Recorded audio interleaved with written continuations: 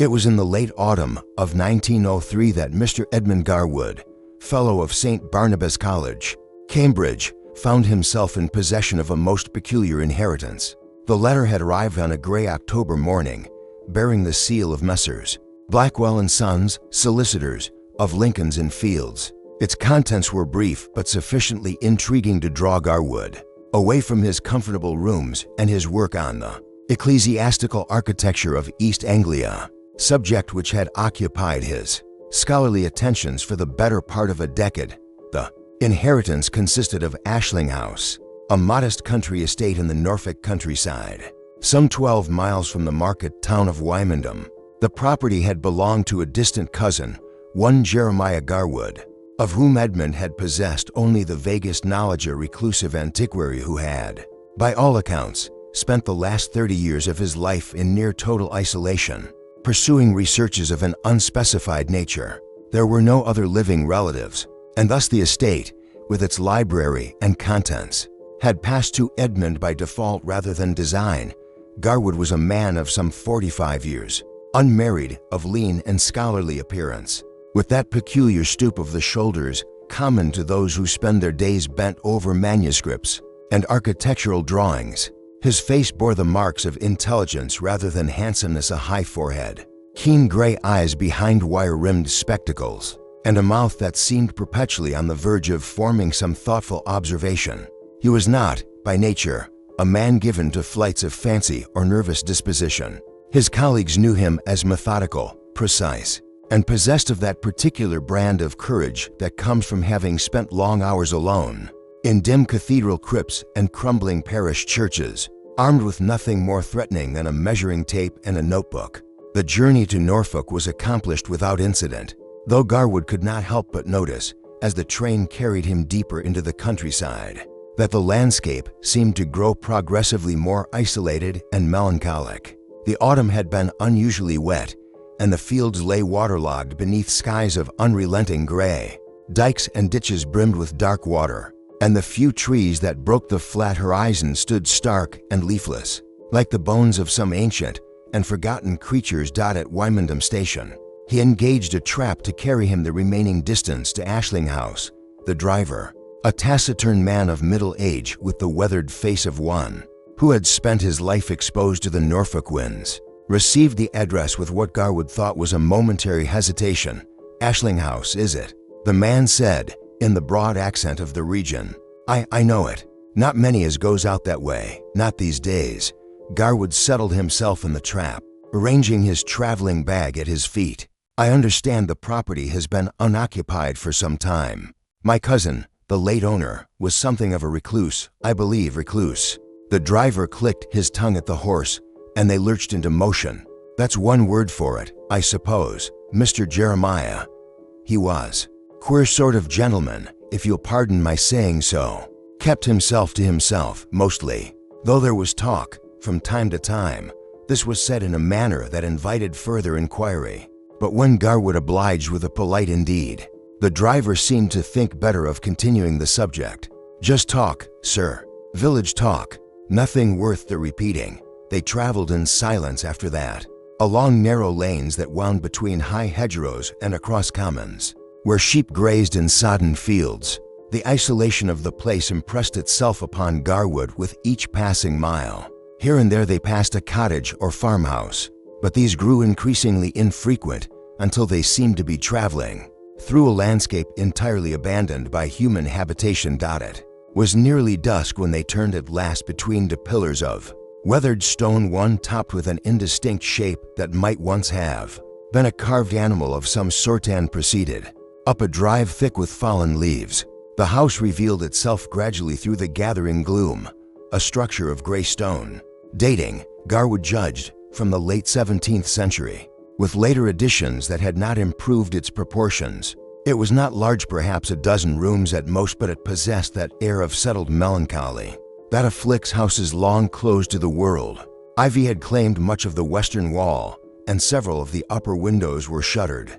The driver deposited Garwood and his bag at the front entrance with what seemed like unseemly haste, accepted his fare, and departed before Garwood could inquire about arrangements for his eventual return to the station. The sound of the trap's wheels faded into the distance, leaving a silence broken only by the cawing of rooks in the skeletal elms that bordered the property. A key had been forwarded to Garwood by the solicitors, and he employed it now, pushing open a door that resisted with a groan of long-unused hinges. The interior exhaled a breath of cold, stale air, that peculiar smell of closed houses, compounded of damp and dust and something less definable, something that spoke of time arrested, of life suspended. Garwood found himself in a hall of modest dimensions, paneled in dark wood. A staircase rose to his right, and several doors led off to what he presumed were the principal rooms.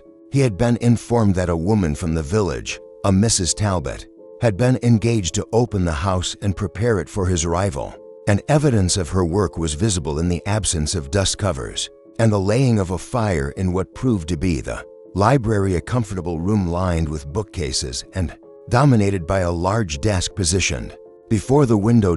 It was this room that interested Garwood most, for it was here, presumably, that his cousin Jeremiah had pursued whatever studies had occupied his final decades. The books proved, on inspection, to be an eclectic collection. Works on folklore and local history predominated, but there were also volumes on more arcane subjects: medieval demonology, the apocryphal Gospels, Celtic mythology, and a surprising number of works in Latin dealing with the more obscure corners of ecclesiastical history. On the desk lay several manuscript notebooks, bound in black leather, which appeared to constitute some form of journal or research diary. Garwood settled himself in the chair, which creaked alarmingly under his weight, and opened the topmost volume. The handwriting was crabbed and irregular, as if written in haste or under conditions of poor light. Many of the entries consisted of nothing more than references to books consulted, with occasional annotations. But as Garwood turned the pages, a pattern began to emerge. His cousin, it appeared, had been investigating something specific, some historical event or phenomenon connected with Ashling House itself and the surrounding countryside.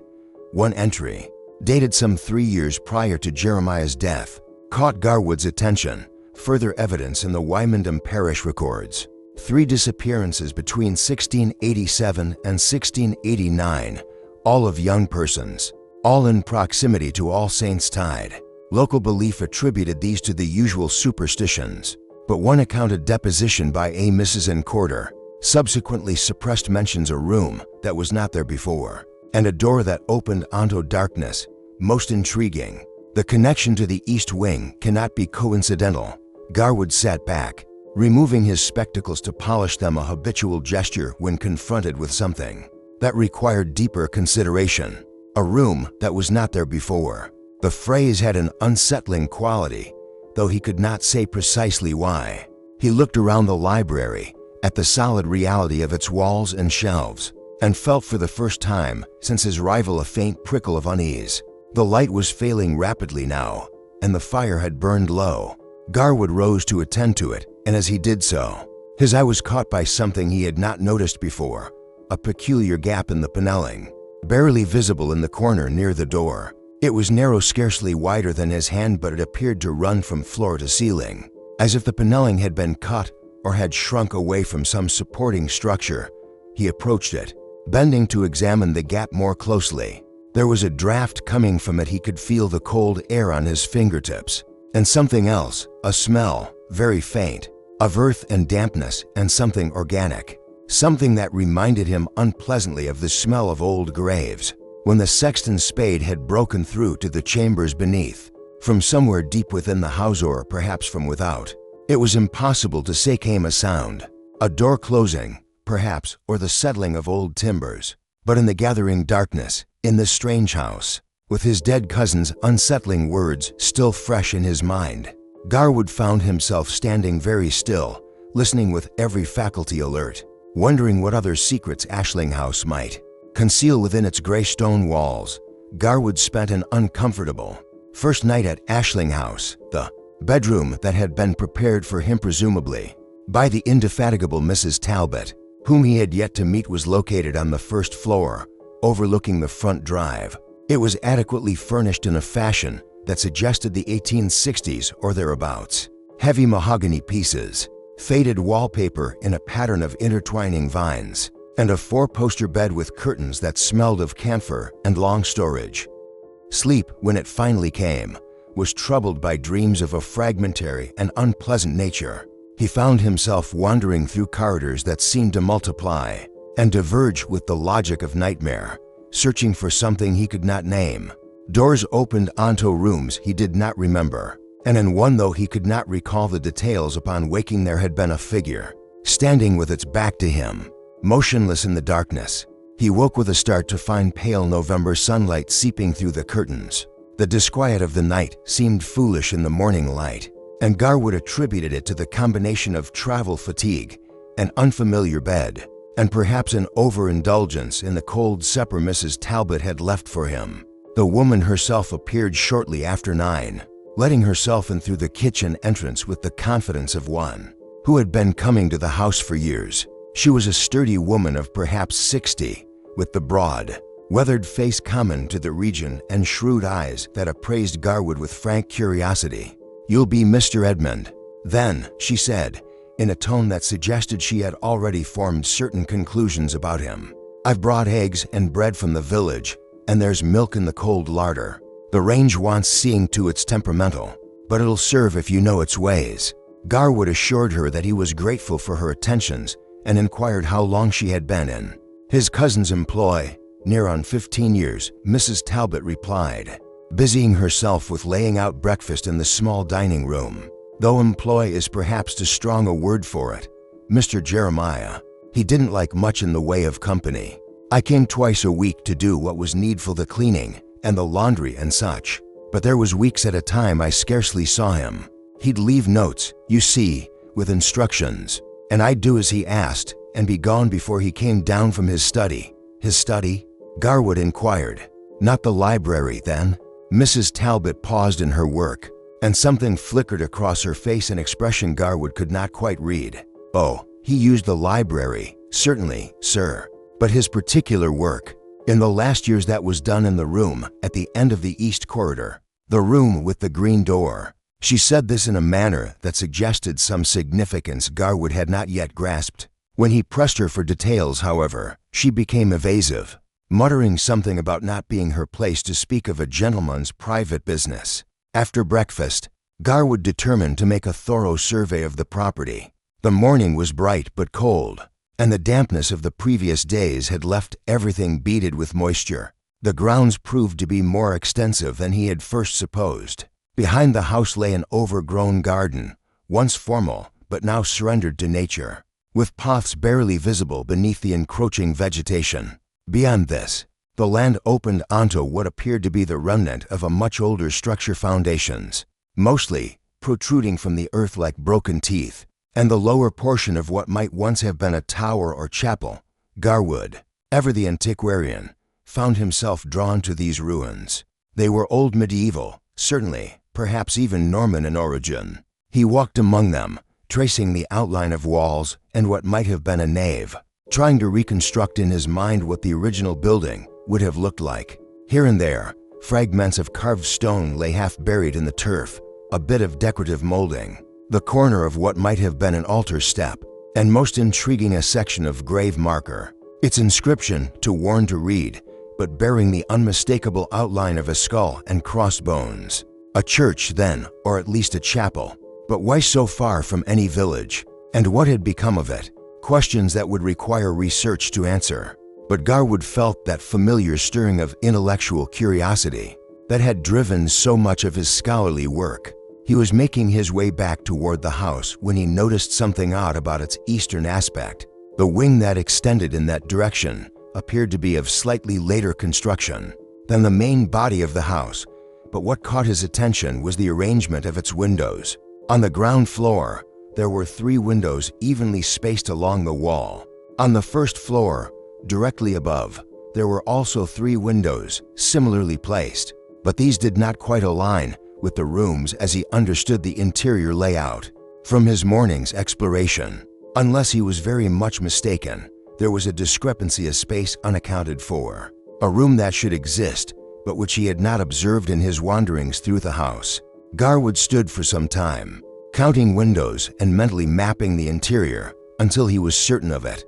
There was indeed a missing room, or at least an area of the house whose entrance he had not yet discovered.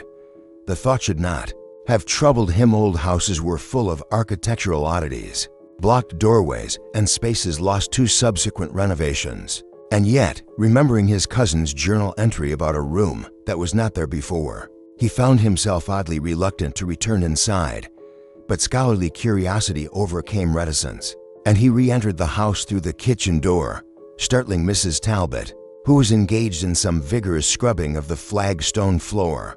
"Mrs. Talbot," he said, "I wonder if you might assist me with a matter of some confusion. The east wing of the house, how many rooms does it contain?" The woman's hands stilled in their work, and when she looked up at him, her face had assumed an expression of careful neutrality. "The east wing, sir. Why, there's the morning room on the ground floor and a small parlor beyond it. And above, there's 2 bedrooms, though they've not been used in many a year. And the room with the green door that you mentioned, where is that situated?" Now the neutrality cracked, revealing something that might have been fear or perhaps merely a deep uneasiness. "That's at the very end of the corridor, sir. The last door on the left." But she hesitated, then seemed to make some decision. "But I wouldn't go troubling yourself with that room. Mr. Edmund, your cousin, he was most particular about it. Said it wasn't to be disturbed. And after what happened, I've kept away from it myself. After what happened." Mrs. Talbot rose to her feet, wringing out her cloth with more force than seemed necessary. "It's nothing, sir. Just an old woman's fancies. But the room, it's not right, if you take my meaning. The very air in there feels wrong. And there was a time, not 6 months before Mr. Jeremiah passed, when I heard him in that room, speaking to someone. But when I came up with his afternoon tea, he was alone, and he looked," she shuddered, "he looked as though he'd seen something terrible, sir. His face was gray as ashes, and his hands shook so he could barely hold the cup. Did he say what had disturbed him? He told me to leave. Just leave me, woman," in a voice I'd never heard from him before. And later, when I came back to collect the tray, the door was locked and there was no sound from within. I thought perhaps he'd gone out walking, but when I looked from the kitchen window, I could see his shadow moving back and forth behind the curtains, moving back and forth, for hours it seemed, as if he was pacing or searching for something. Garwood felt a coldness settle in his chest. That had nothing to do with the November temperature. "And you say this room is at the end of the east corridor?" "Aye, sir. But please," Mrs. Talbot's weathered face was earnest now, almost pleading. "Please don't ask me to go in there with you. I've my duties, and I'll see them done, but I'll not set foot in that room. Not for any wages." Garwood attempted to reassure her, though he found himself, somewhat to his surprise, unwilling to promise that he would avoid the room entirely. After all, he was here to settle his cousin's estate, and that necessarily included a thorough inventory of the property and its contents. But first, he decided, he would learn more about the history of Ashling House and its peculiar former owner. The journals in the library beckoned, and there was also the matter of the ruined chapel and its possible connection to whatever had so absorbed Jeremiah Garwood's final years. He returned to the library and settled himself at the desk with the stack of journals. The afternoon light was already beginning to fail. These short November days afforded little enough time for reading, and he lit the oil lamp that stood on the desk. Adjusting its wick until the flame burned steadily, the journals revealed, gradually, a picture of a man descending into obsession. The early entries were scholarly and methodical, notes on local history, transcriptions of parish records, observations about the architectural history of the house. But as the years progressed, the tone changed. Jeremiah's handwriting became more irregular, his entries more cryptic and urgent. One passage, dated 2 years before his death, stood out. "The connection is clear now, though I dare not commit the full extent of my findings to paper. The chapel St. Barnabas's, as it was known before its destruction in 1691, was the site of certain practices that the church deemed heretical. The priest, one Father Anselm, was tried and executed, though the records of his trial have been carefully expunged from the official histories. But I have found contemporary accounts hidden away in private collections. that speak of his experiments. He believed, it seems, that spaces could be created outside the normal dimensions of the world rooms that existed in a state of flux, doorways to realms that were neither fully material nor entirely spiritual. The room he created was said to be here, in the house built on the ruins of his chapel, and it is said that he himself never truly left it. The entry ended there, mid-sentence, as if Jeremiah had been interrupted or had thought better of continuing. The pages that followed contained only fragmentary notes, calculations of measurements and angles, and what appeared to be crude diagrams of the house's floor plan, with certain areas marked with crosses or circled repeatedly. Garwood was so absorbed in these documents that he did not immediately register the change in the room around him. It was only when he reached for his pencil to make a note that he became aware of the cold, a cold that seemed to emanate not from the general chill of the house, but from one specific point, the corner near the door, where he had noticed the gap in the paneling the previous evening. He looked up from the journal, and in that moment, the lamp flickered, casting wild shadows across the walls. The gap in the paneling seemed darker than it should be, as if the shadows pooled there more deeply, and from within that gap, or perhaps from some space beyond it, came a sound that raised the hairs on the back of his neck, a soft, rhythmic scratching, like fingernails drawn slowly across wood. Garwood sat frozen, every sense alert, listening. The scratching continued for perhaps half a minute, then ceased as abruptly as it had begun. The silence that followed seemed profound, oppressive, as if the house itself were holding its breath. He forced himself to rise, to approach the gap in the paneling. His hands, he noted with some annoyance, were not quite steady. The cold intensified as he drew near, and the smell he had noticed before, earth and dampness and something else, something he still could not identify, was stronger now. He bent down, trying to peer into the gap, but the angle was wrong and the darkness too complete. On impulse, he felt along the paneling, pressing at various points, wondering if there might be some mechanism, some hidden door or access panel. His fingers found a slight depression in the wood, and when he pressed it, there was a soft click. A section of the paneling, perhaps 3 feet wide, swung inward on concealed hinges, revealing a darkness beyond. Garwood stepped back, his heart hammering. The opening for it was clearly a deliberate entrance, not merely a crack in the wall. Exhaled a breath of air so cold and damp that it felt like the exhalation of some subterranean space, and with it came that smell again, now unmistakable, the smell of old earth, of things long buried, of spaces where the living were not meant to venture. From somewhere within the house, or perhaps from within that darkness, before him came a sound like a door closing, soft and deliberate, and then, unmistakably, footsteps, slow, measured, ascending. Garwood did not wait to discover what might emerge from that hidden passage. He seized the lamp and retreated to the hall, pulling the library door shut behind him with rather more force than was dignified. His breath came rapidly, and he stood for a moment with his back to the door, feeling foolish and frightened in equal measure. The house was silent now, save for the sound of his own breathing and the distant ticking of a clock somewhere in its depths. But Garwood knew, with a certainty that transcended rational thought, that he was no longer alone in Ashling House. Something had been awakened, or perhaps had simply become aware of his presence, and whatever it was waiting. Garwood did not return to the library that evening. Instead, he retreated to the small dining room, where Mrs. Talbot had left him a cold supper before departing for the village.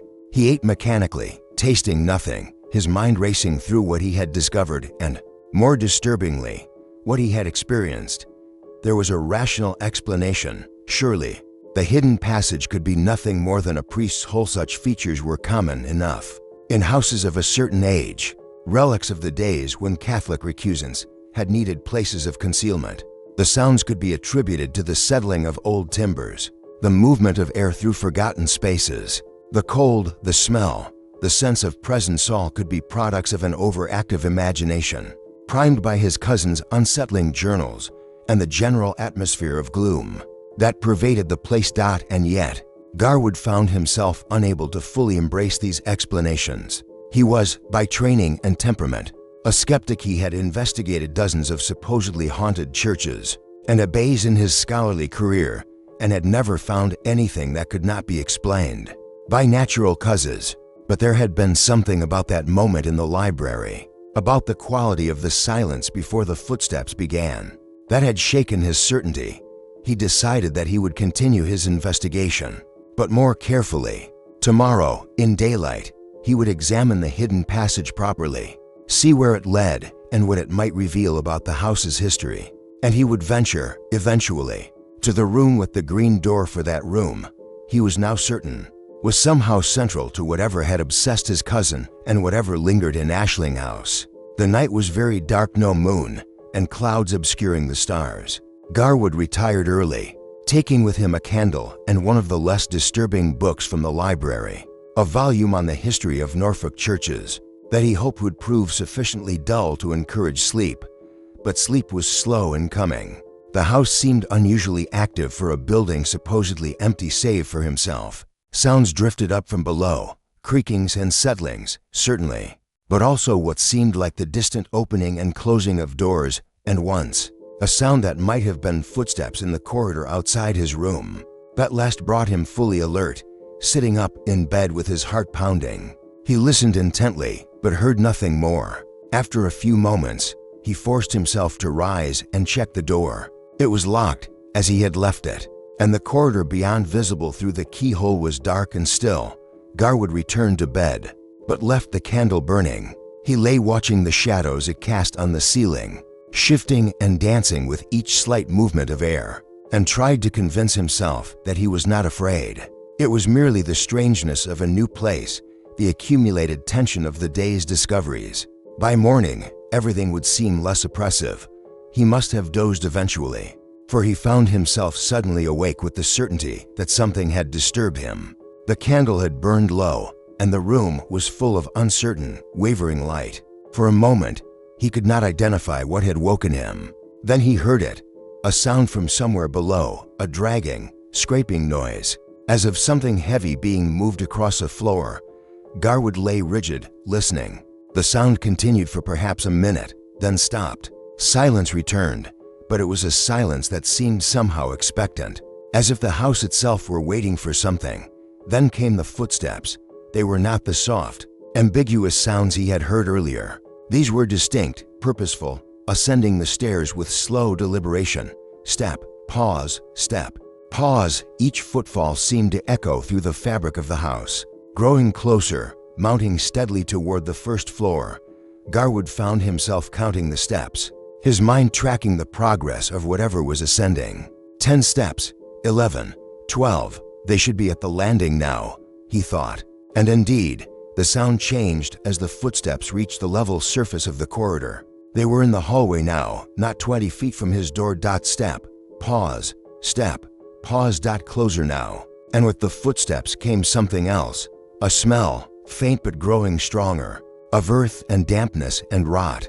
The smell from the hidden passage, concentrated now, as if whatever carried it had emerged fully into the inhabited spaces of the house. Garwood wanted to call out, to demand who was there, but found his throat closed by some combination of fear and a deeper instinct that told him speech would be unwise, that whatever walked the corridor would be better left unacknowledged. The footsteps stopped directly outside his door. For a long moment, it might have been seconds or minutes. Garwood could not judge. There was only silence and that pervasive smell. Then, slowly, deliberately, the doorknob began to turn. Garwood stared at it, paralyzed. The mechanism moved perhaps halfway through its rotation, then stopped, as if whatever turned it had encountered the resistance of the lock and was considering how to proceed. A soft sound came from beyond the door, something between a sigh and a whisper, barely audible but unutterably dreadful. And then, with a suddenness that made Garwood flinch violently, something struck the door. Not a knocking or scratching, but a single, solid impact, as of a fist or perhaps a forehead driven against the wood. The door shuddered in its frame, and Garwood heard the plaster round the hinges crack slightly. He waited for another blow, tense for the door to give way, but none came. Instead, the footsteps resumed, moving away now, receding down the corridor toward the east wing of the house. Step, pause, step, pause. Fainter now, until they faded entirely into the silence of the house. Garwood remained in bed, Afraid to move, afraid even to extinguish the candle, which had now burned down to a stub, surrounded by a pool of melted wax, he watched the door, half expecting it to burst open despite the retreating footsteps. But it remained closed, solid, between him and whatever had walked the corridor. Only when the first gray light of dawn began to seep around the curtains did he finally rise. His legs were unsteady, and his head ached from the adrenaline that had kept him alert through the remaining hours of the night. He examined the door and found, to his considerable relief, no signs of damage beyond a slight indentation in the wood at about the height of a man's shoulder. Or, he thought with a chill, at the height where a man's head might strike if he were bent forward in some unnatural posture. The corridor outside was empty, showing no trace of the night's visitor. In the growing daylight, the whole experience took on an unreal quality, like a nightmare half remembered upon waking. Garwood might have persuaded himself that he had dreamed the entire episode, had it not been for that mark on the door and for the smell, faint but unmistakable, that still lingered in the air of the corridor, strongest near the turn that led to the east wing.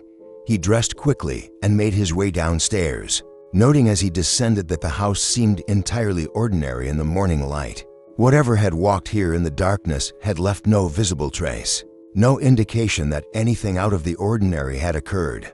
But as he passed the library on his way to the kitchen, he noticed that the door stood slightly ajar. He was certain he had closed it firmly the previous evening, and beyond it, visible through the gap, he could see that the section of paneling he had opened still stood ajar, revealing that dark passage beyond. Something, it seemed, had been using that passage during the night, and Garwood understood, with a clarity that was almost like a voice speaking in his mind, that he was being invited or perhaps challenged to follow. The thought should have terrified him into immediate flight. He should have packed his bag, summoned the trap from Wymondham, and abandoned Ashling House to whatever haunted it. No inheritance was worth the preservation of his sanity, perhaps even his life. And yet he did not leave. Some combination of scholarly curiosity, personal pride, and perhaps a deeper obligation to his dead cousin's memory kept him rooted in place. Jeremiah had spent years investigating whatever mystery surrounded this house. He had, in the end, perhaps paid dearly for that investigation. Did not Garwood owe it to him to complete the work, to understand what it was that had so consumed his final years? Besides, he told himself with an attempt at rationality, it was broad daylight now. Whatever had walked the house in darkness had retreated with the dawn. He could at least examine the passage properly, see where it led, arm himself with knowledge that might explain the night's experiences. He fetched a lamp from the kitchen. Mrs. Talbot had not yet arrived, and he was grateful for the solitude and returned to the library. The open panel seemed less threatening now, merely an architectural curiosity awaiting investigation. Garwood lit the lamp, adjusted the flame to its brightest setting, and stepped through the opening into the hidden passage beyond. The passage was narrow, scarcely wide enough for a man to walk without turning sideways, and the walls were of bare stone, damp to the touch and furred with some kind of organic growth that Garwood was careful not to examine too closely. The air was stale and cold, with that persistent smell of earth that he had come to associate with the unpleasant phenomena at Ashling House. The passage ran for perhaps 15 feet before ending at a set of stone steps that descended into deeper darkness. Garwood paused at the top of these stairs, holding the lamp high to illuminate as much as possible. The steps were worn smooth in their centers, as if by long use, and they descended at a steep angle, disappearing beyond the reach of his light. He counted 23 steps before reaching the bottom, which put him, he calculated, well below the level of the house's foundations. The passage here was wider and higher, a proper corridor, lined with stone blocks that showed evidence of considerable age. Norman work, perhaps, or even earlier. This was not merely a priest's hole or some Georgian-era architectural whimsy. This was genuinely ancient construction, predating the house above by centuries. The corridor ran straight for what Garwood estimated to be the length of the house, then turned sharply to the right. He followed it, his footsteps echoing oddly in the confined space, and found himself in what appeared to be a small chamber, roughly square, perhaps 10 feet on each side. The walls here were different from the passage. They showed signs of having been plastered, and even painted at some point, though moisture and time had reduced the decoration to indistinct patches of faded color.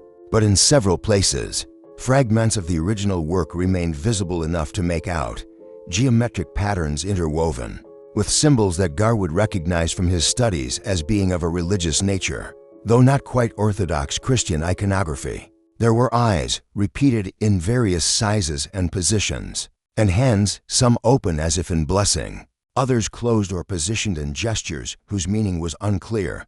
The chamber contained no furniture, but at its center was a depression in the floor, a shallow basin, perhaps 3 feet in diameter, lined with what might have been lead or some other metal now corroded to a dull gray. And on the far wall, directly opposite the entrance, was a door. This door arrested Garwood's attention immediately. It was made of heavy oak, blackened with age, and was fitted with iron hinges and a large lock mechanism of medieval design. But what made it remarkable was its color, or rather, the color that showed through the accumulated grime and mildew of centuries. Someone, at some point, had painted this door green, not the cheerful green of garden gates and summer cottages, but a dark, murky shade like the green of deep water or rotting vegetation.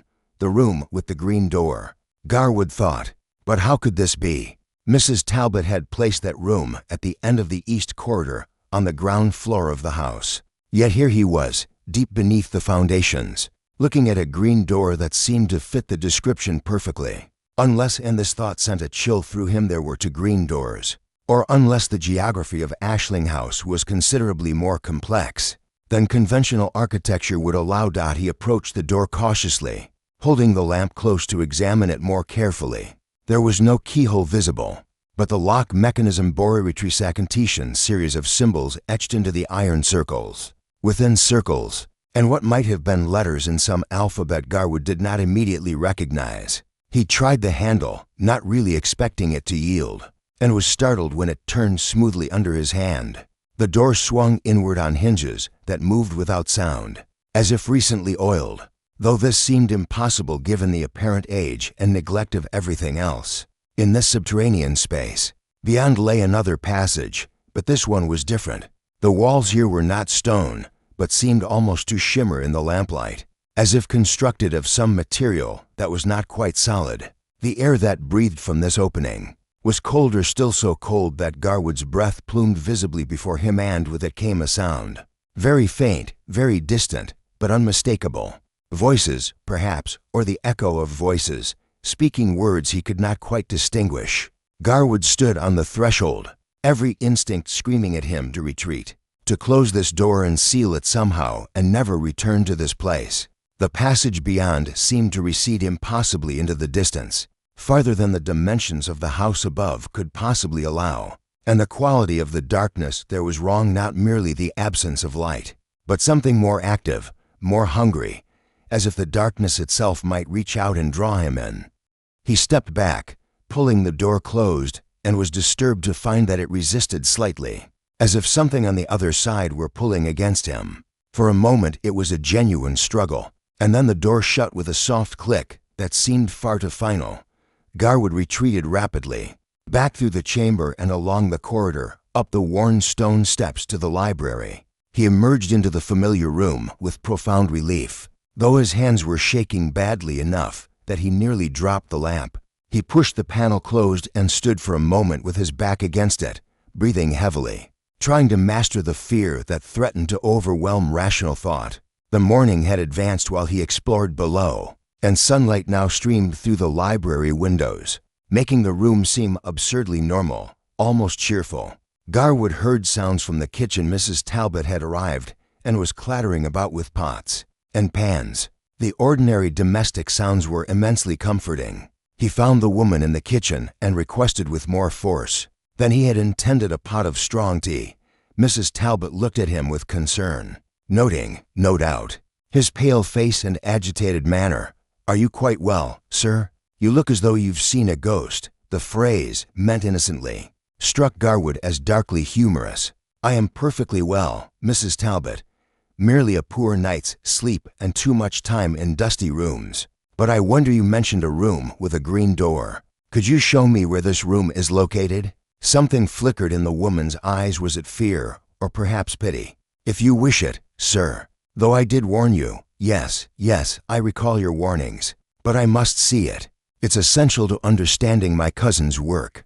Mrs. Talbot dried her hands on her apron with slow deliberation, as if postponing the inevitable. Finally, she nodded and led him from the kitchen, through the dining room, and into the corridor that ran along the eastern side of the house. The corridor was dim despite the morning light, lined with closed doors and portraits of long-dead Garwoods, whose eyes seemed to follow their progress. At the very end, just as Mrs. Talbot had described, was a door painted in that same dark, murky green. Garwood stared at it, his mind struggling to reconcile what he was seeing. This door was on the ground floor of the house, in the east wing, exactly where Mrs. Talbot had placed it. And yet he had just seen, or believed he had seen, another green door, deep in the passages beneath the house. 2 doors, then. But that seemed wrong somehow. The sense he had was not of 2 separate doors, but of the same door, accessible from 2 different places, existing in 2 locations simultaneously. "This is it, sir," Mrs. Talbot said quietly. "Mr. Jeremiah's private study. I've not been in there since the day I found him." Garwood turned to her sharply. "Found him? You mean when he died?" "Aye, sir. It was me that discovered him, you see. I'd come from my usual day's work, and when he didn't answer my knocking, I thought perhaps he'd gone out. But something," she paused, struggling for words, "something felt wrong. The house was too quiet, if you understand me. Not just empty quiet, but the quiet of something waiting. I went looking for him, and I found the door here standing open, which was unusual in itself. And there he was, lying on the floor, with his eyes wide open and such a look on his face as I hope never to see again." "What sort of look?" Mrs. Talbot shuddered. "Terror, sir. Pure terror. But something else too, a kind of recognition. As if he'd seen something he'd been expecting, but hoping never to encounter. The doctor said it was his heart. He'd been unwell for some time. But I know what I saw in his face, and it wasn't just the pain of a failing heart. Was there anyone else in the room? Any sign of what might have frightened him?" "No one, sir. Nothing out of place. Just Mr. Jeremiah on the floor." And she hesitated. "And what, Mrs. Talbot?" "And cold, sir. The room was so cold my breath misted, though it was June and warm outside. And that smell, the smell of old earth and dampness, it was thick in there, like the room had been opened up after being sealed for years. The smell, always that smell, accompanying every manifestation of whatever haunted Ashling House." Garwood felt the certainty settling on him that his cousin had not died of natural causes, or at least, not of natural causes alone. Jeremiah had encountered something in this room, something that had stopped his heart with fear, or perhaps had reached out from whatever realm it inhabited and simply taken him. "The door is locked now, I presume?" "I locked it myself, sir, after the doctor and the undertaker had been. Mr. Jeremiah's solicitor gave me to understand that everything was to be left as it was, until his heir, yourself, sir, could come and make arrangements. The key is on the ring in the kitchen." Garwood thanked her and asked her to fetch it. While she was gone, he examined the door more closely. It was identical to the one he had found below, the same dark green, the same iron fittings, even the same pattern of wear round the handle. But that was impossible. Doors could not exist in 2 places at once. There must be some explanation, some architectural trick or peculiarity of construction that accounted for what he was perceiving. Mrs. Talbot returned with the key, a large iron affair that looked as old as the house itself. She placed it in his hand reluctantly, and Garwood noted that she was careful not to let her fingers touch the metal of the key. "For longer than necessary, I'll leave you to it, sir," she said. "But please be careful. And if you want me, I'll be in the kitchen. I'll not go far," in case she did not complete the sentence, but her meaning was clear enough. Garwood waited until her footsteps had receded before approaching the door. He fitted the key to the lock and turned it. The mechanism moved smoothly, and the door swung open. The room beyond was exactly as Mrs. Talbot had described, a small study, perhaps 12 feet square, with a single window looking out onto the overgrown garden. A desk stood before the window, and bookcases lined 2 walls. A fireplace occupied the 3rd wall, cold and dark. The floor was uncarpeted, showing bare boards that were warped with age and damp, and it was cold, dreadfully, unnaturally cold. Garwood's breath plumed before him just as it had in the passage below. He stepped inside cautiously. Leaving the door open behind him, he had no intention of allowing it to close and trap him in this place. The desk was covered with papers and books, all arranged with an orderliness that suggested they had been left in the midst of work, rather than in any final disorder. Garwood approached and began to examine the materials. There were more journals, similar to those he had found in the library, but apparently constituting a separate record perhaps. Notes that Jeremiah had wanted to keep private, hidden away in this locked room. The most recent entry was dated 2 days before Jeremiah's death. "I have been a fool. I thought I could control it, could study it safely from a distance, like a natural philosopher examining a specimen. But it is not a specimen. It is not even, strictly speaking, a thing at all. It is a place, or perhaps a condition awound in the fabric of the world, left by Father Anselm's experiments. And it is growing. Each time the door is opened, the wound widens. The room that is not a room reaches a little further into our world. And what inhabits that space reaches with it. I have seen it now, fully and clearly. Not the shadows or suggestions I have glimpsed before, but the thing itself. I dare not describe it here. To write it down would be to give it more reality, more permanence. But I will say this, it wore a face I recognized. My own face, but wrong, corrupted, as if seen through thick glass or reflected in dark water. It spoke to me in my own voice, saying things I have never thought, but which felt horribly familiar, as if they were thoughts I had always possessed, but had kept buried beneath consciousness. I must seal the door. I must find a way to close the wound permanently. Anselm left instructions. I have found references to them in the fragments of his trial records, but they require certain preparations, certain acts that I am not certain I can perform, and time is running short. I can feel it watching me now, even when the door is closed. It knows me, it has learned me, and it wants out. The entry ended there, the final words trailing off in a scrawl that suggested haste, or perhaps a hand suddenly too weak to continue writing. Garwood sat down at the desk, his mind reeling. A wound in the world, a room that was not a room.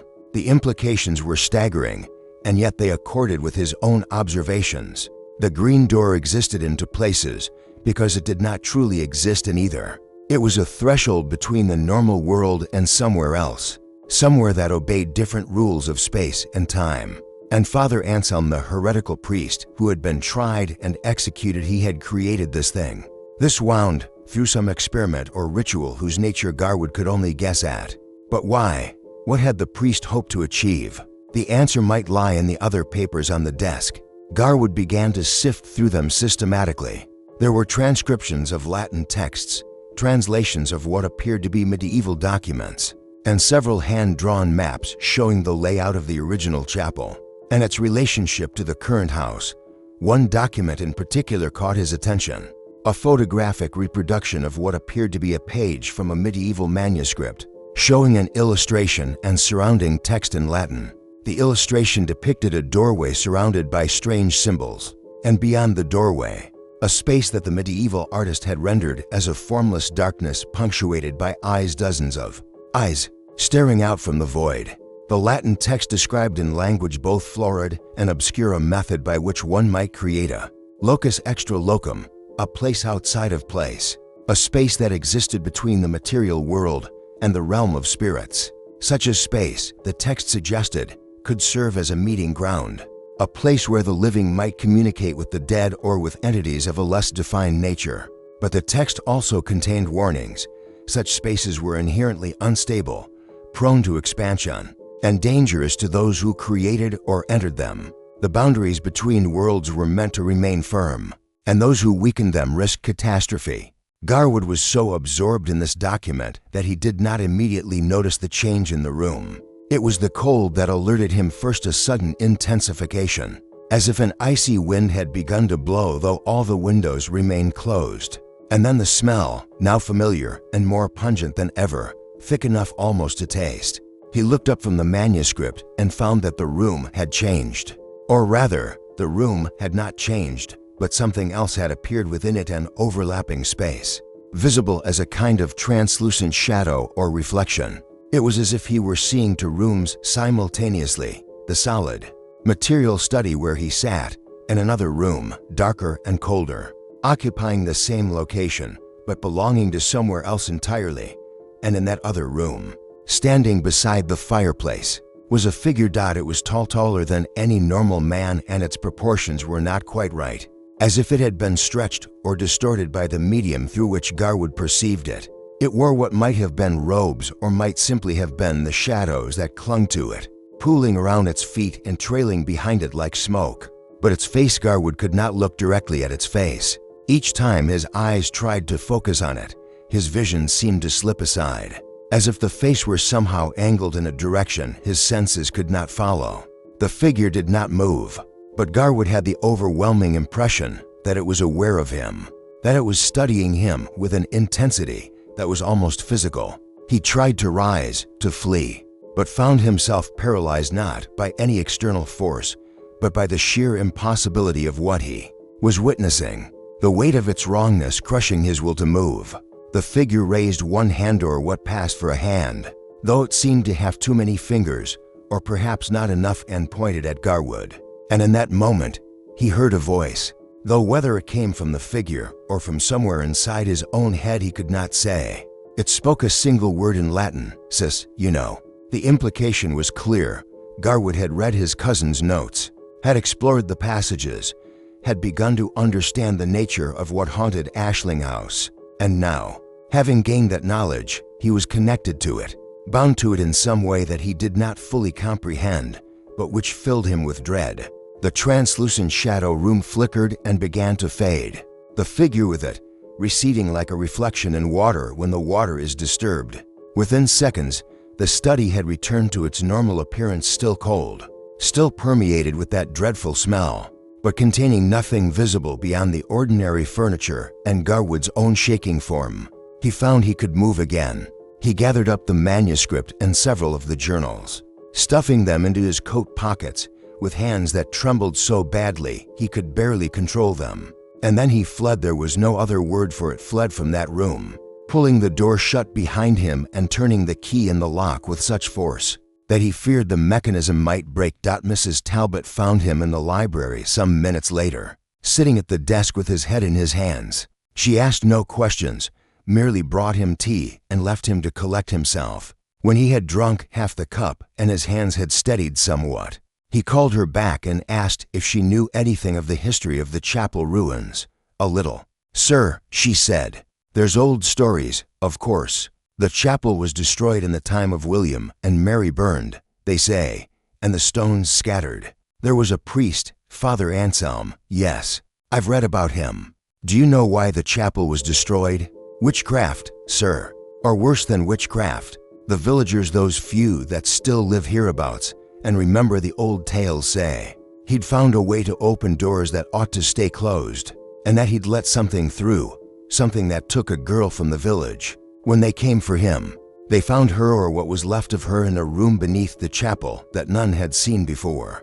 A room painted all in green, they said, though why that detail should matter I couldn't say. Garwood felt the certainty of it settling on him like a weight. The green room, the locus extra locum, had been Father Anselm's creation, built beneath his chapel 3 centuries ago. And when the chapel burned, when the priest was executed, the room had not been destroyed. It had merely been sealed, hidden, waiting.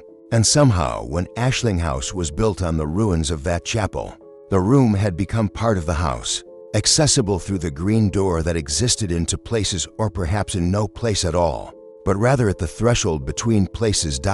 And now something was emerging from it. Something that had been patient for 300 years was beginning to push through into the world again. Garwood knew then what he must do. Jeremiah had discovered the truth, but had died before he could act on it. The task now fell to Edmund. He must find Father Anselm's instructions, the method for permanently sealing the wound, and he must carry them out, whatever they might require. But as he sat in the library that afternoon, with the autumn light fading and the shadows gathering in the corners of the room, he could not shake the feeling that he was already too late. The thing beyond the green door knew he was here. It had shown itself to him, had spoken to him. had marked him in some way he did not fully understand, and it was waiting patient, eternal, and hungry for him to open that door again. Over the following days, Garwood immersed himself in research with a single-minded intensity that would have alarmed his colleagues had they witnessed it. He slept little, ate mechanically when Mrs. Talbot insisted, and spent every waking hour poring over his cousin's papers and the various documents Jeremiah had accumulated during his years of investigation. The picture that emerged was deeply disturbing. Father Anselm had not been, as Garwood had initially assumed, simply a misguided scholar or a practitioner of folk magic. The man had been brilliant, perhaps genuinely visionary, and his experiments had been grounded in a sophisticated understanding of theology, geometry, and what might be called, for lack of a better term, the architecture of reality itself. Anselm had believed that space, the ordinary three-dimensional space in which human beings lived and moved, was not the only kind of space that existed. There were, he argued, other dimensions, other geometries, folded into or layered upon the world humans perceived. Most of these were empty, void of anything resembling life or consciousness. But some, Anselm claimed, were inhabited by entities that existed in a state of quasi-being, neither fully material nor entirely spiritual. The Green Room had been Anselm's attempt to create a stable interface between ordinary space and one of these other dimensions, a room that would allow controlled access to whatever existed on the other side. He had succeeded, after a fashion, but the success had proven catastrophic. The trial records such fragments as Jeremiah had been able to uncover spoke of disappearances in the village, young people, mostly, who had vanished without trace near the Feast of All Saints. 7 in total over the course of 3 years. The villagers had eventually connected these disappearances with Father Anselm's increasingly odd behavior and his refusal to allow anyone into certain areas of his chapel. When they had finally broken into the sealed sections, they had found the Green Room and within it, evidence of the missing villagers. The records were vague about what exactly had been discovered, but they spoke of corrupted flesh and forms neither living nor dead, and marks upon the walls that moved in the lamplight. Father Anselm had been seized and tried with remarkable speed, even for that era of rough justice. The trial transcript, or the portions Jeremiah had managed to obtain, suggested that the priest had been unrepentant to the end, insisting that his work was of immense importance, that he had merely lacked the proper safeguards, that given time he could have perfected the method and made the Green Room safe. He had been hanged, and the chapel had been burned to its foundations. But the Green Room, apparently, had proven more difficult to destroy. One account, a letter from a vicar who had overseen the destruction, mentioned that the room remained whole despite the flames, and the door would not break beneath our hammers. And so we sealed the entrance with stones and consecrated earth, and such bindings as the church provides for the laying of unquiet spirits. But seals could weaken over time, Garwood reflected. And when Ashling House had been built, sometime in the 1680s, the builders had either been ignorant of what lay beneath, or had been insufficiently cautious in their construction. The house had been built directly atop the old chapel ruins, and somehow through intention or accident, a connection had been established between the house's ordinary spaces and the sealed room below. Jeremiah's notes suggested that the connection had been weak for many years, manifesting only as odd cold spots, strange sounds, and the occasional sensation of being watched. But something had changed in the last decades. Perhaps the house's structure had shifted, or perhaps the thing in the Green Room had grown stronger and the manifestations had intensified. Jeremiah had spent years trying to understand what was happening, to map the connection between the house and the room below, and eventually to find a way to sever that connection permanently. His notes referenced something he called Anselm's formula, a method supposedly left by the priest himself for properly closing and sealing the locus extra locum. But Jeremiah had never explicitly stated what this formula entailed. Had he completed his research? Had he discovered the method? Or had he died still searching? Garwood needed to know. The manifestations were growing stronger. He experienced them now almost nightly. The footsteps in the corridors, the sense of presence, the cold that radiated from certain rooms. He had taken to sleeping with a lamp burning, and his door not merely locked, but barricaded with furniture. He had written to colleagues at Cambridge, making oblique inquiries about medieval sealing rituals and apotropaic practices, but he could not bring himself to explain the true nature of his situation. Who would believe such an account? He scarcely believed it himself, despite what he had witnessed. On the 7th day of his residence at Ashling House, Garwood made a discovery that seemed to offer hope.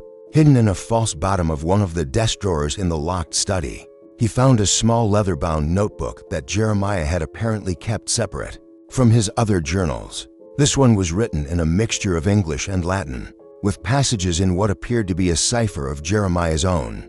Devising a simple substitution that Garwood was able to break within an hour, the deciphered passages revealed that Jeremiah had indeed located Anselm's formula. It had been encoded in the very structure of the chapel itself and the placement of certain stones, the angles of certain walls, the symbols carved into architectural features.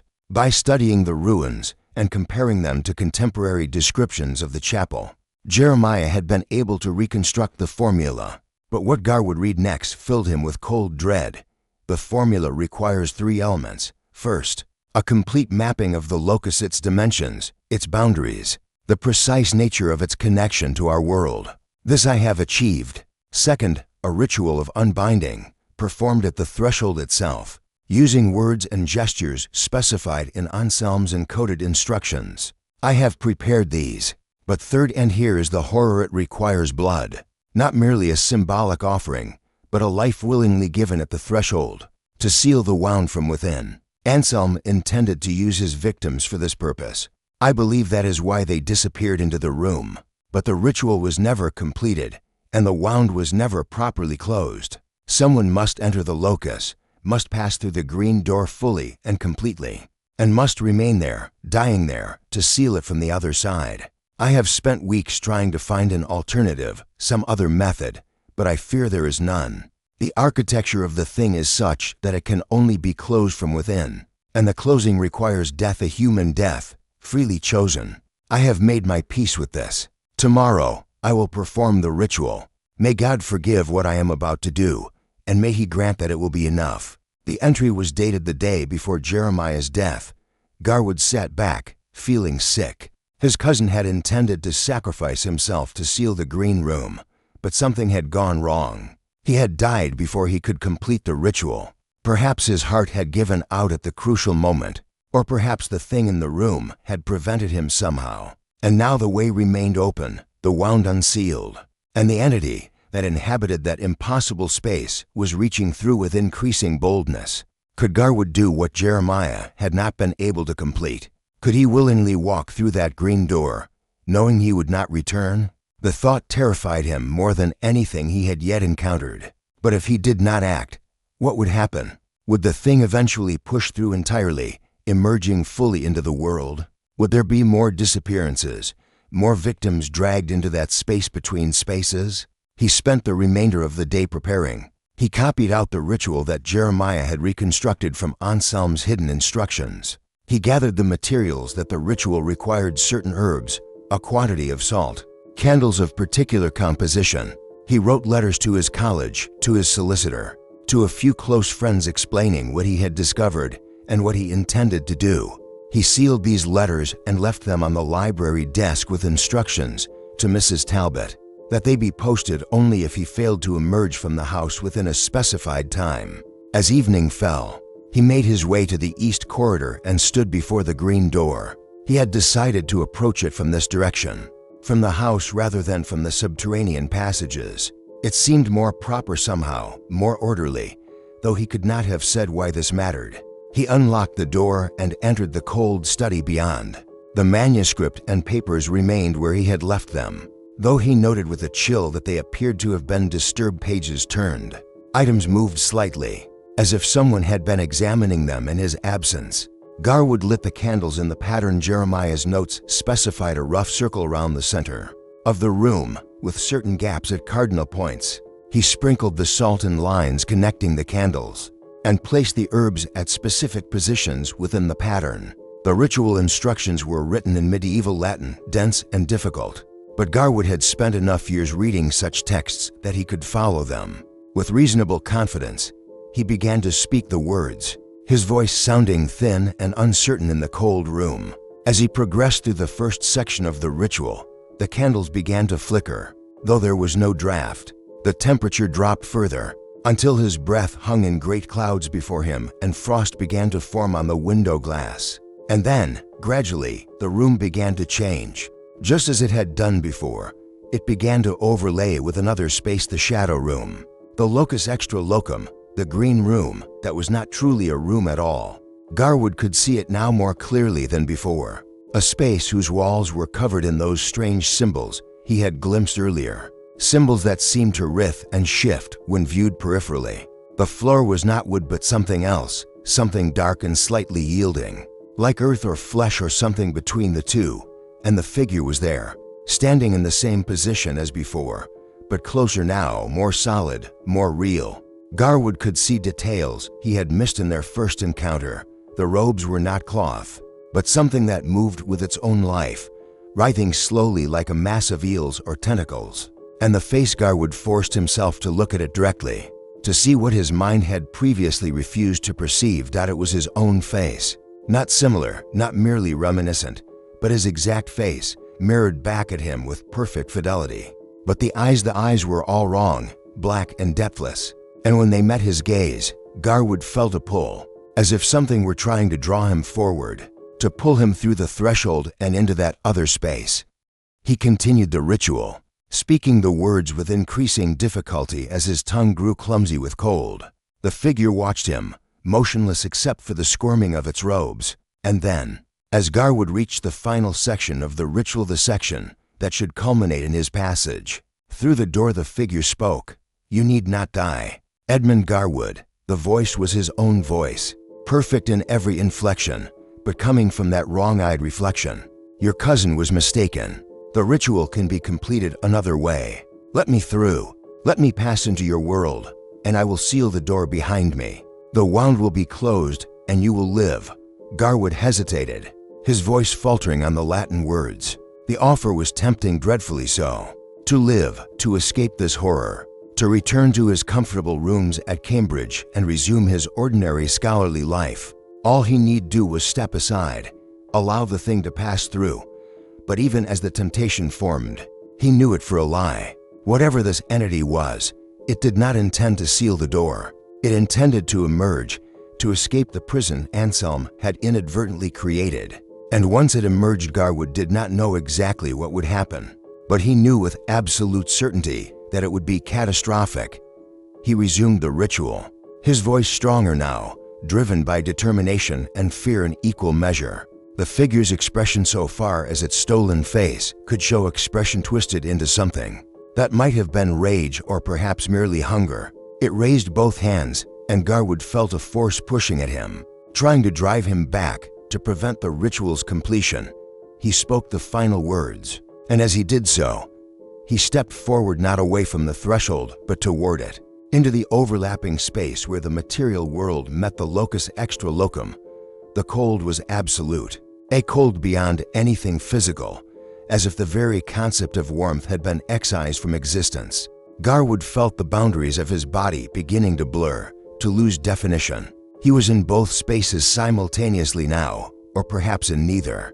Suspended in the threshold state that the ritual required. The figure lunged forward, its hands, if they were hands, reaching for him. Garwood felt them make contact, felt fingers or claws or something else entirely sinking into his chest, grasping for his heart. Pain exploded through him, but he maintained his concentration, speaking the last syllable of the ritual even as his vision began to darken. And then Garwood woke to find himself lying on the floor of the study. The candles burned down to stubs and the gray light of dawn seeping through the window.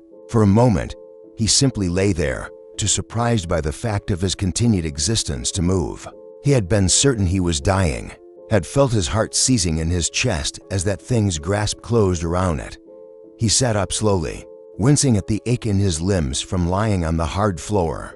His clothes were damp with sweat, and his head throbbed abominably. But he was alive. Had the ritual worked? Or had it failed? The room appeared normal as it ever did. The overlay of the other space had vanished, and there was no sign of the figure. The temperature had returned to merely unpleasantly cold rather than supernaturally frigid. Garwood struggled to his feet and examined himself for injuries. His chest, where he had felt those terrible fingers gripping him, was unmarked save for a certain tenderness. Perhaps it had been shock rather than actual physical contact, his mind interpreting the entity's assault in terms his senses could comprehend.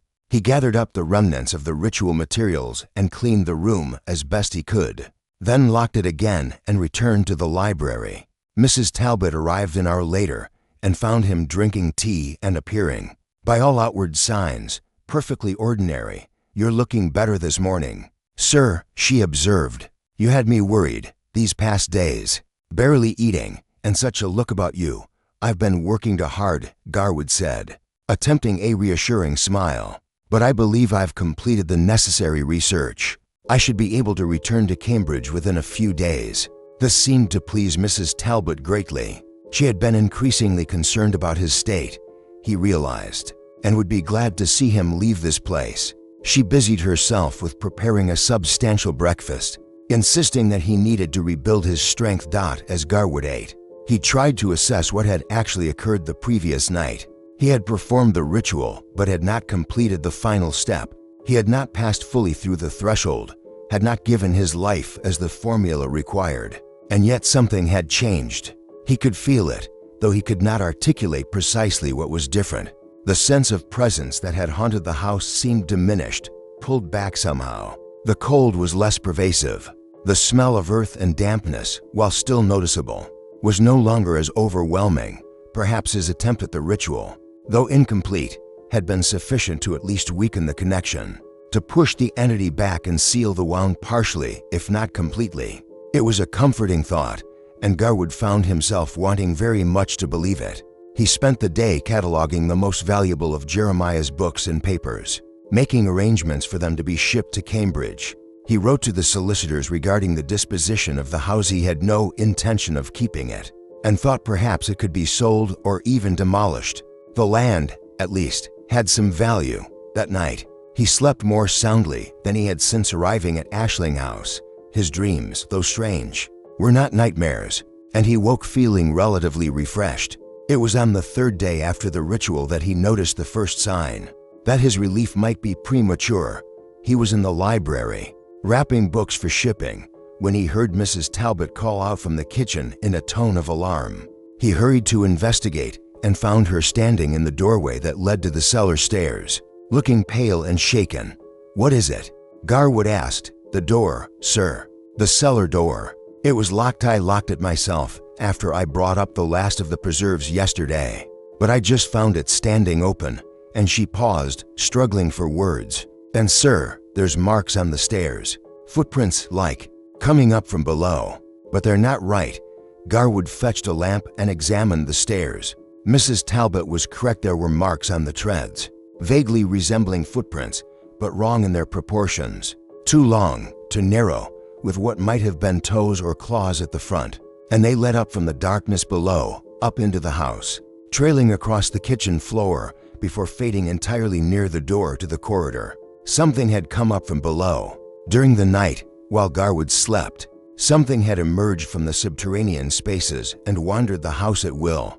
Garwood stood in the kitchen doorway, staring at those impossible tracks as they faded into nothing near the corridor entrance. The implications settled over him like a shroud. Whatever he had attempted 3 nights ago, whatever partial sealing he thought he had achieved, had been insufficient. The entity was not only still present, it was growing bolder. Double quotes Mrs. Talbot, he said, his voice carefully steady. "I want you to leave this house. Now, today, go to the village. Stay with family if you have any nearby. I will send word when." He paused, choosing his words with care. "When it is safe to return." The woman needed no further convincing. She had lived in these parts all her life, had heard the old stories, and she knew enough to recognize genuine danger when she saw it. "What will you do, sir?" she asked, her weathered face drawn with concern. "You can't stay here alone." "Not with," she gestured helplessly at the fading tracks. "I must finish what my cousin began," Garwood replied, "and I fear it is work that can only be done alone." Mrs. Talbot gathered her things with admirable efficiency, pausing only to press upon him a basket of food that would keep for several days. "There's bread and cheese, sir, and some cold meat. The range is laid if you need hot water. And sir," she hesitated at the door, her hand on the latch. "God keep you safe. Mr. Jeremiah was a good man, for all his strangeness, and I think you are too. Whatever's in this house, it's not natural, and it's not right. If you feel you must leave, don't let pride keep you here." After she had gone, hurrying down the drive without a backward glance, Garwood returned to the cellar stairs. He lit a lamp and descended slowly, examining each step with care. The tracks were clearer here, where the stone was damp and receptive to impressions. They were approximately the size of a man's footprints, but the proportions were wrong. The toes, if they were toes, were too long and splayed too widely, and there were too many of them. 6 on each foot, perhaps, or 7. It was difficult to tell where one ended and another began. The cellar itself was a low-ceiling space, divided into several chambers used for storage. Garwood had explored it briefly on his second day at the house, finding nothing more interesting than coal bins, wine racks largely empty, and various dusty implements of household maintenance. But now, with the lamp held high and his attention focused, he noticed what he had missed before. At the far end of the Firth's chamber, partially concealed behind a stack of rotting crates, was a section of wall that did not match the rest. The cellar walls were generally of brick, 19th century work, solid and unremarkable. But this section, perhaps 6 feet wide and running from floor to ceiling, was of much older stone, gray and weathered, with the unmistakable character of medieval masonry. And at its center, barely visible beneath centuries of grime and whitewash, was a seam, the outline of a doorway that had been sealed. Garwood approached it slowly, his heart hammering in his chest. He set down the lamp and ran his fingers over the surface, feeling the joints between stones, the rough texture of ancient mortar. This was original construction. He was certain part of Father Anselm's chapel, incorporated into the house when it was built over the ruins, and something had been opening it. The mortar around the edges was fresh-looking in places, crumbling away as if recently disturbed. Several of the stones showed signs of having been pushed from behind, their faces bulging slightly outward. As Garwood stood there, his hand pressed against the cold stone, he felt a vibration, very faint, very slow, like the beating of some enormous heart buried deep in the earth. And with each pulse, that familiar smell intensified, earth and dampness and organic decay. The smell of the green room leaking through the weakening seal. He retreated rapidly, backing away until he reached the stairs. Whatever was happening, it was accelerating. The entity or entities, for he was no longer certain. There was only one was pushing through, testing the barriers, finding the weak points in the seals that had held for 3 centuries. Garwood spent the remainder of that day in intense study, spreading Jeremiah's documents across the library table and correlating them with his own observations. Slowly, a clearer picture emerged of what Father Anselm had created and what had gone wrong. The priest had been attempting something that was, in its way, quite rational, or at least, it followed its own internal logic. He had believed that space was not uniform, that it possessed qualities and variations that could be manipulated by one who understood the underlying geometry. His locus extra locum was meant to be a controlled space, a sort of chamber outside normal spatial relations, where certain experiments could be conducted in isolation from the regular world. But Anselm had made a critical error. He had created the space using rituals and formulas he only partially understood, pieced together from fragmentary texts and his own intuitions. The result was a space that was not stable, not truly separate from the world. It existed in a state of quantum uncertainty, simultaneously here and not here, real and unreal, accessible and sealed. And into this uncertain space, something had come. Whether Anselm had summoned it deliberately or whether it had simply found its way through the opening he had created, the records did not make clear. But once present in the green room, it had become trapped there, unable to fully enter the material world, but equally unable to retreat to wherever it had originated.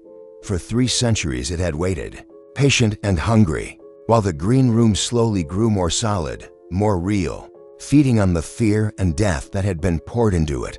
Anselm's victims, trapped and dying in that impossible space, had given it substance. And each time someone approached the threshold, each time the door was opened even slightly, it gained a little more strength, a little more presence in the material world. Jeremiah had discovered all of this, and Jeremiah had found, in the scattered fragments of Anselm's trial and execution, hints of how the priest had intended to properly seal the space. But those instructions were incomplete, encoded, distributed across multiple sources that had been deliberately scattered or destroyed by the church authorities who had wanted all evidence of Anselm's work erased. Garwood's cousin had spent years piecing together the formula, and he had died before he could complete it, or so Garwood had believed. But now, reading more carefully through the final journals, through passages he had skimmed too quickly before, a different picture emerged. Jeremiah had completed the formula. He had discovered the full method for sealing the green room permanently, and he had attempted the ritual alone on the night before his death. But something had gone wrong. There was a separate journal, one Garwood had not noticed before, hidden among the scattered papers in the locked study. It was smaller than the others, bound in black leather so dark it seemed to absorb light. Inside, in Jeremiah's increasingly shaky handwriting, was an account of his final attempt. November 3, 1900.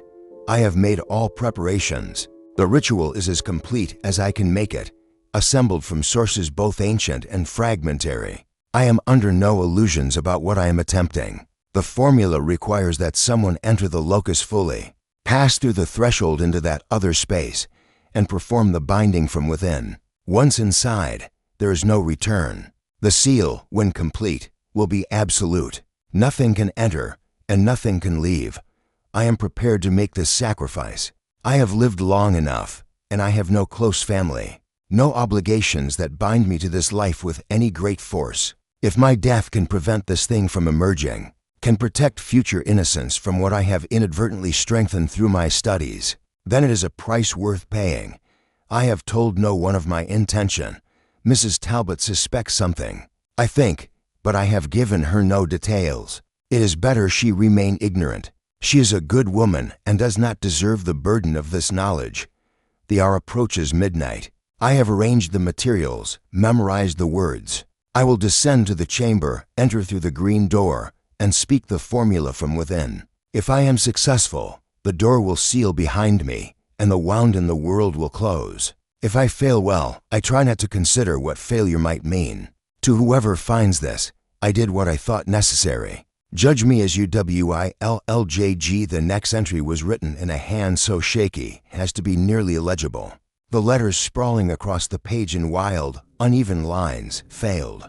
God help me, I have failed.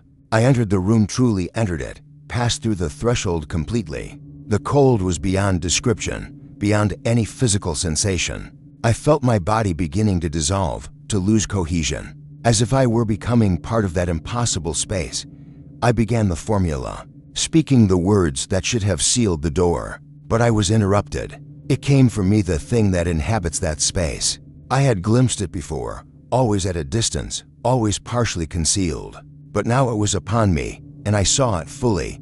I cannot write what I saw. To commit it to paper would be to give it more reality than it already possesses. But I will say this, it were my face, my own face, but changed, corrupted, as if reflected in dark water or seen through ancient glass. It spoke to me in my own voice, saying things I had never thought, but which felt horribly familiar.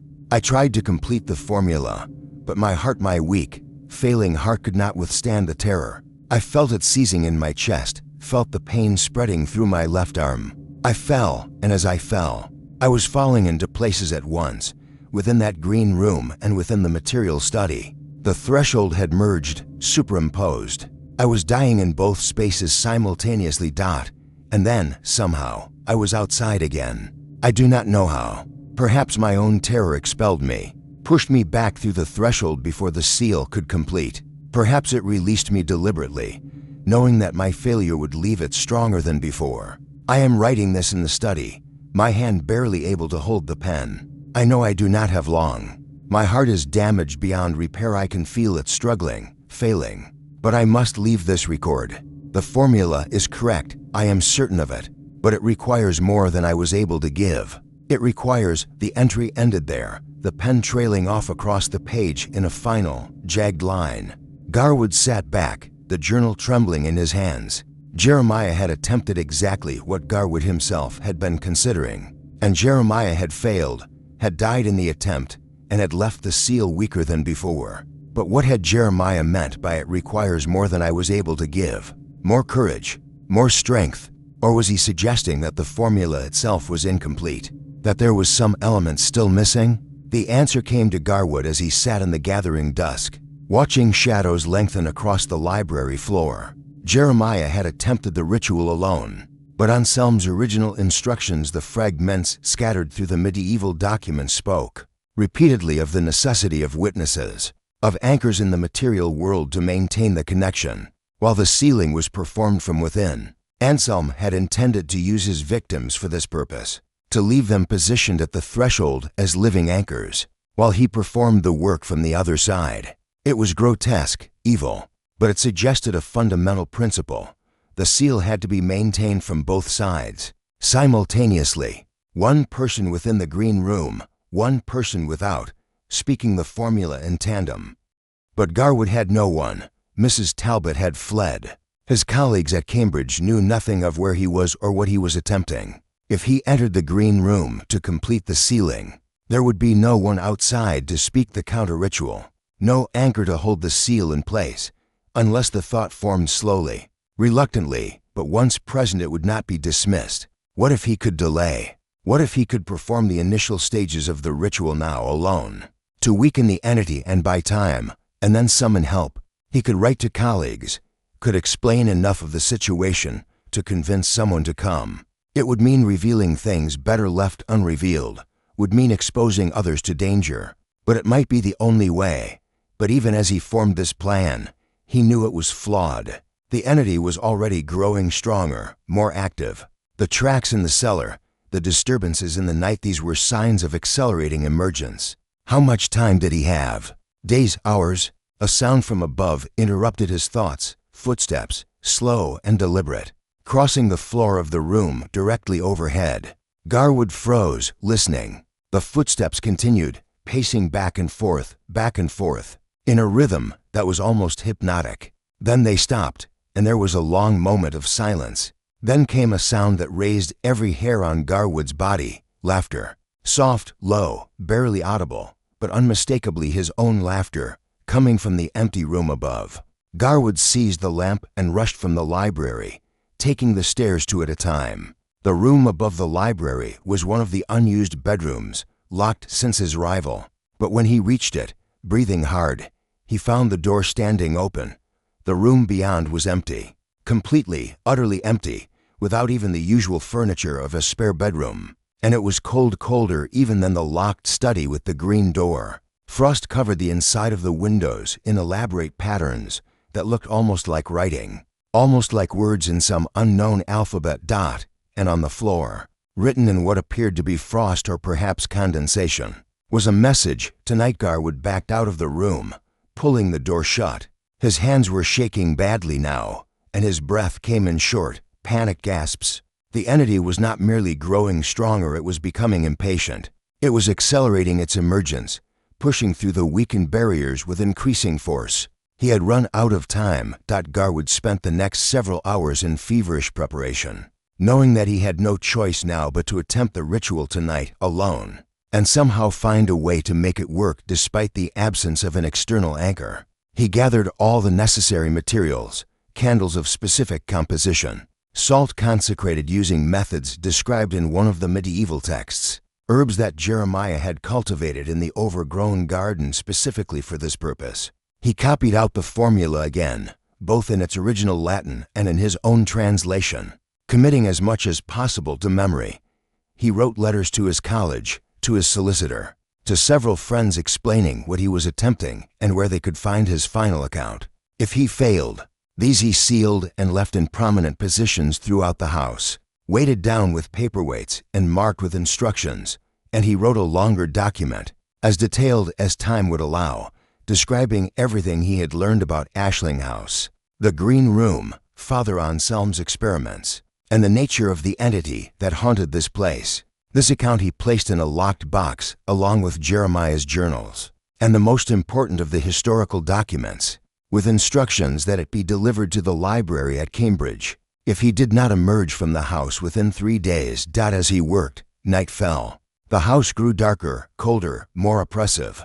Sounds multiplied: footsteps, doors opening and closing, whispers in empty rooms. Several times Garwood caught glimpses of movement in his peripheral vision, shadows that moved against the general darkness, shapes that vanished when he turned to look directly at them. The entity knew what he was planning. It was watching him, perhaps trying to prevent him, or perhaps simply waiting to see if he would follow through or lose his nerve at the last moment. At 9 o'clock, Garwood ate a final meal: cold meat and bread from Mrs. Talbot's basket, washed down with strong tea. He could taste nothing, but forced himself to eat methodically, knowing he would need whatever strength food could provide. At 10 o'clock, he gathered his materials and made his way to the library. He had decided to approach the green room through the hidden passage, as that seemed to be the more fundamental threshold. The door in the locked study might be merely a reflection or echo of the true entrance below. He opened the panel in the library wall and descended into the passages, his lamp casting wild shadows on the stone walls. The smell was overpowering now, thick enough to choke on. The cold was intense, painful, as if the very air were hostile to living warmth. The passage seemed longer than before, stretching on and on into depths that should not have existed beneath the house. Garwood counted his steps obsessively: 30, 40, 50, far more than the 23 he had counted on his previous descent. The space itself was changing, distorting, as the green room's influence grew. Finally, he reached the chamber. The green door stood before him, and it was different now. It appeared more solid, more real, as if it had gained substance from all the fear and attention that had been focused upon it. And it stood open, just barely, darkness leaking from the gap like liquid shadow. Garwood set down his lamp and began arranging the ritual materials. He worked with the focused intensity of a man who knows he is performing actions for the final time. The candles went in their prescribed pattern, the salt in connecting lines, the herbs at cardinal points. Each element had to be placed with precision. The geometry was crucial to the working. When all was ready, he struck a match and lit the candles. They burned with flames that were to still, to perfect, unaffected by the cold drafts that moved through the chamber. The light they cast was strange, somehow both bright and dim simultaneously, illuminating the space without truly dispelling the darkness. Garwood took a deep breath, steadied himself, and began to speak the words of the formula.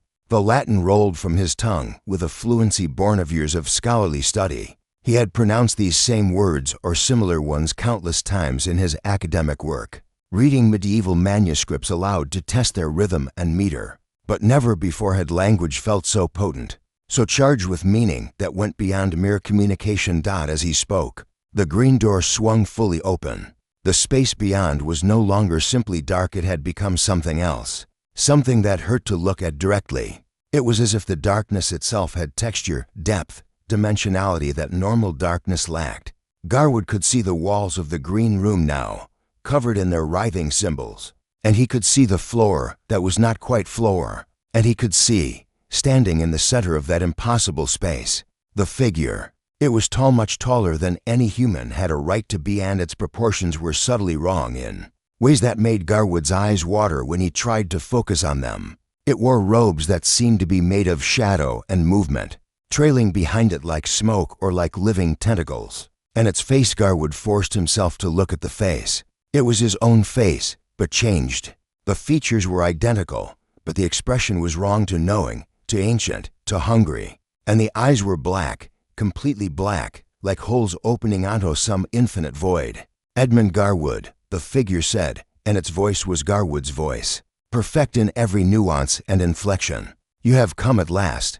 Your cousin tried this, you know. He entered this space, spoke these words, but his heart failed him, literally failed him. The terror stopped his heart, and he died half in, half out, trapped between worlds for a moment that must have felt like eternity.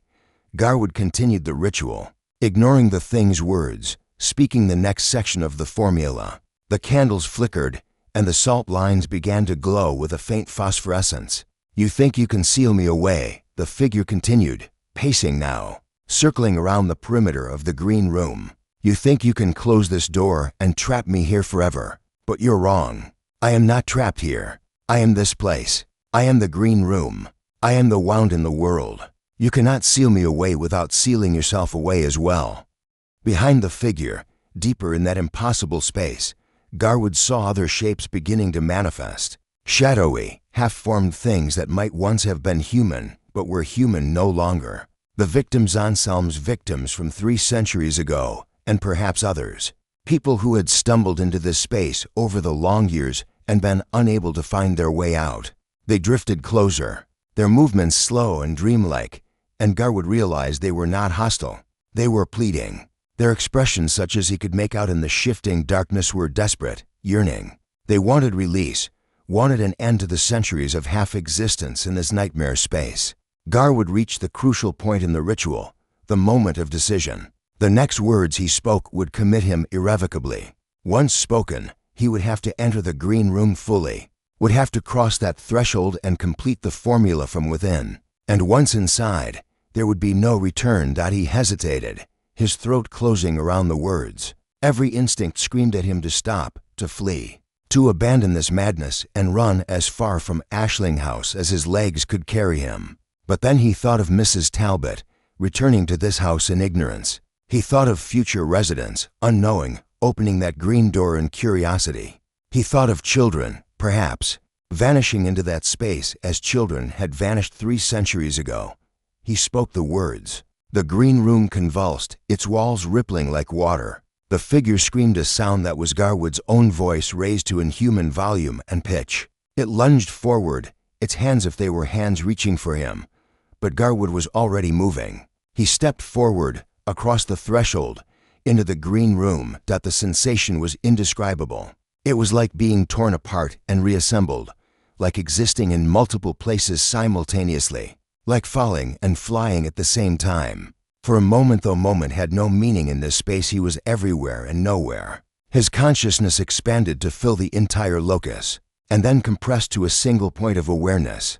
He could see everything, the green room in all its impossible geometry, the figure dissolving into streams of shadow, the victims fading like mist in morning sun, and beyond it all, something else, the thing that had come through Anselm's opening all those years ago, the entity that had been feeding on this space, growing stronger, waiting for its chance to emerge. It was vast, incomprehensibly vast, like looking into the depths of an alien ocean, and it was aware of him, regarding him with an intelligence so foreign that merely touching its attention felt like drowning in ice water. But Garwood had the formula, had the words and the knowledge, and most importantly the will. He had chosen this, had walked into this trap deliberately, and that choice gave him power here. This was the secret Anselm had discovered. In this space outside of space, will and reality were the same thing. Intention shaped existence. Garwood spoke the final words of the formula, pouring every ounce of his will into them. He spoke them not with his voice. He no longer had a voice in the conventional sense, but with the entirety of his being. He became the words, became the formula itself, became the seal. The green room began to collapse inward, folding back on itself like a piece of paper being crumpled. The entity, the vast, cold presence, screamed without sound, thrashing against the closing boundaries. But it was too late. The wound was closing, reality reasserting itself, the impossible space being squeezed out of existence. Garwood felt himself being pressed thinner and thinner, stretched across the closing gap like a membrane. The pain was exquisite, absolute, beyond anything physical. He was being distributed, dissipated, his consciousness fragmenting into countless pieces and yet somehow remaining coherent, aware. And then, just as the final syllable of the formula left his mind, just as the seal was about to close completely, he felt something else, a presence in the material world, someone on the other side of the threshold, speaking words that echoed and reinforced his own. Mrs. Talbot.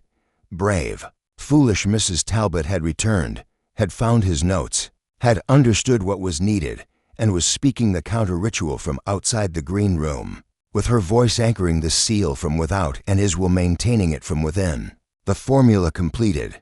The green room didn't simply close, it ceased to exist in any meaningful sense. It became locked, frozen, sealed outside of normal space and time. Nothing could enter it, and nothing could leave, including Garwood himself.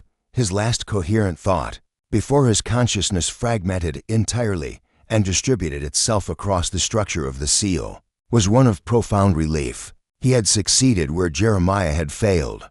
The door was locked, the wound was healed, the entity was contained, and he would stand guard over it, forever.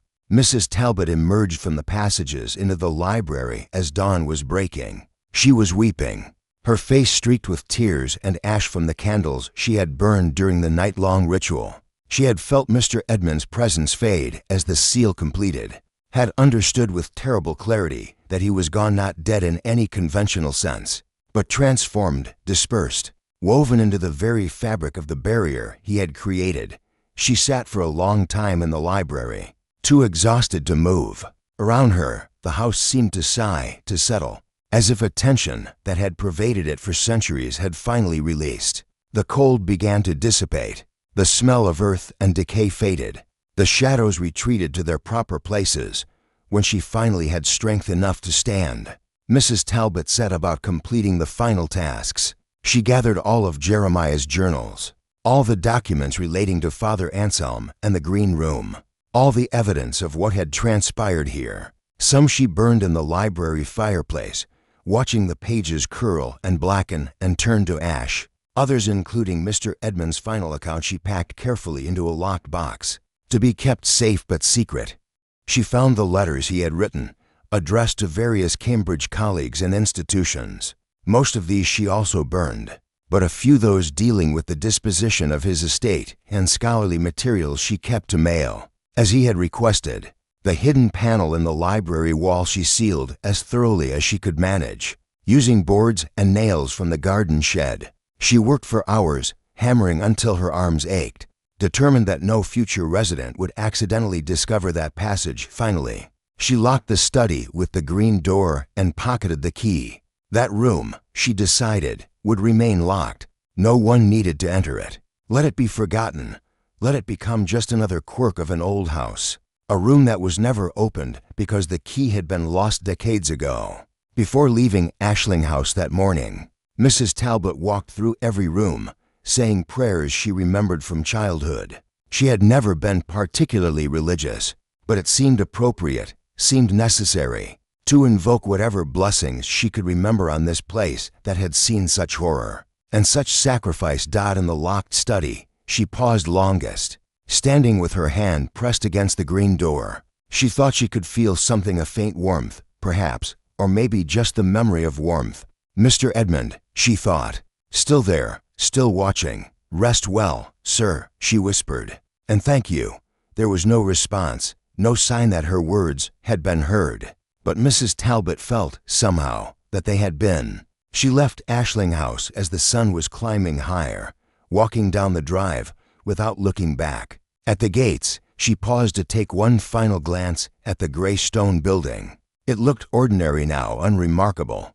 Just another old house slowly surrendering to time and weather. Nothing about it suggested the horrors it had contained, or the sacrifice that had been made within its walls. She never returned to work there. The house was sold within a year to a family from London who knew nothing of its history and who, Mrs. Talbot was pleased to hear, experienced no unusual disturbances. She checked on them periodically through the years, asking casual questions when she encountered them in the village, but the house remained quiet. The green door remained locked, the seal remained unbroken, and Edmund Garwood remained at his post, dispersed through the barrier he had become, standing eternal watch over the wound in the world. 20 years passed. Mrs. Talbot grew old, watching her children grow and her grandchildren be born. She never spoke of what had happened at Ashling House, not even to her closest family. The memory of that night of the candles and the Latin words and Mr. Edmund's fading presence remained locked in her heart, too profound and too terrible for ordinary speech. But as she aged, she began to worry. What would happen when she died? Who would maintain the watch? Who would remember why that green door must never be opened?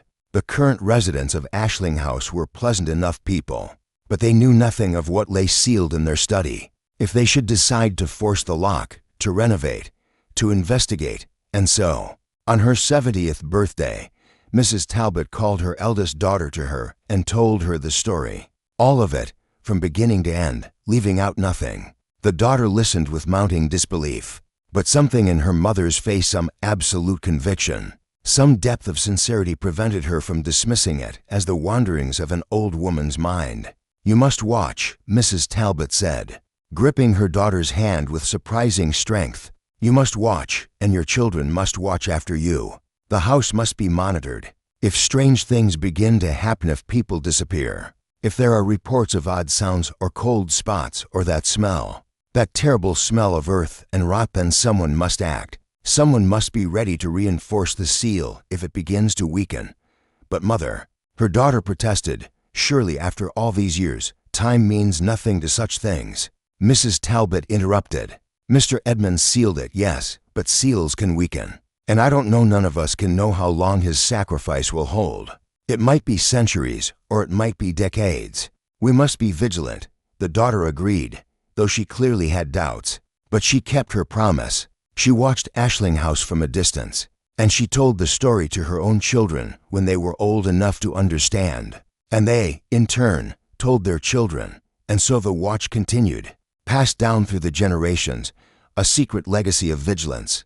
The watchers were never sure how seriously to take their responsibility. Surely it was just a family legend. Surely there was nothing really sealed in that old house. But they watched nonetheless, checking periodically on the occupants, listening for rumors, staying alert for any sign that something might be wrong. Ashling House changed hands several times over the decades. Families moved in and out, staying for a few years before moving on to other places. But none reported anything unusual. The green door remained locked. Most residents never even noticed it, tucked away as it was in a seldom used study. The house settled into comfortable normality, but sometimes late at night, residents would wake with the feeling that someone was watching over them. Not malevolently, not threateningly, but protectively. A presence that kept vigil while they slept, that stood guard against dangers they could not see. And sometimes, very rarely, someone passing the locked study door would hear a sound from within, a sound like breathing, slow and steady and eternal. The breathing of a man who had become more than a man, who had sacrificed his human existence to become a living seal, a conscious barrier between the world and something that should never have existed in the first place. Edmund Garwood, Fellow of St. Barnabas College, Cambridge, scholar of ecclesiastical architecture, and now and forever the guardian of the green room, the watcher at the threshold, the man who stands between